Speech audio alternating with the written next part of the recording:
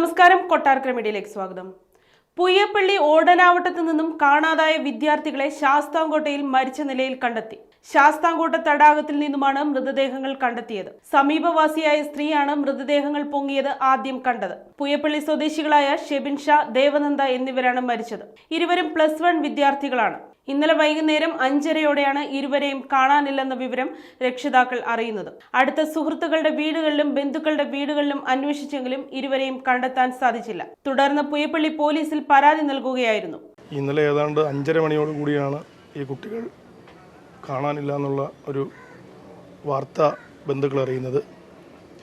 വാർത്ത അറിഞ്ഞപ്പോൾ തന്നെ കുട്ടികളുടെ സുഹൃത്തുക്കളുടെയും മറ്റ് ബന്ധുക്കളുടെയും വീട്ടിൽ തിരക്കുകയും അവിടെയെങ്ങും കാണാത്തതിനെ തുടർന്ന് പുയ്യപ്പള്ളി പോലീസ് സ്റ്റേഷനിൽ പരാതി കൊടുക്കുകയും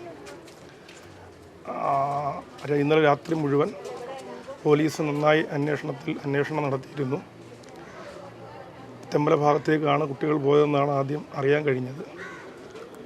പിന്നീട് ഇന്ന് രാവിലെ 11 മണിയോടുകൂടിയാണ് ശാസ്താംകോട്ടയിൽ ഇങ്ങനെ 2 കുട്ടികളുടെ ബോഡി കണ്ടെത്തിയെന്ന വാർത്ത അറിഞ്ഞതും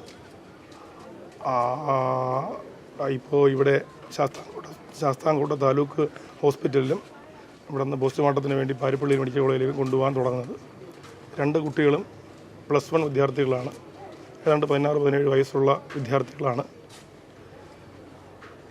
എന്താണ് ഇവരിങ്ങനെയുള്ള ഒരു ചെയ്യാൻ ഇവർക്ക് പ്രേരകമായത് കാരണം എന്നുള്ളത് ഈ പോലീസ് അന്വേഷിച്ച് കണ്ടെത്തേണ്ടിയിരിക്കുന്ന ഒരു സംഗതിയാണ്.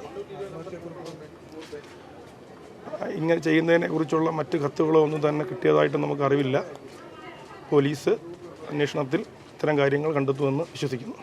പോലീസ് ഇന്ന് രാവിലെ വരെ ഇരുവർക്കുമായി തെരച്ചിൽ നടത്തിയെങ്കിലും ഒടുവിൽ വിദ്യാർത്ഥികളെ മരിച്ച നിലയിൽ കണ്ടെത്തുകയായിരുന്നു.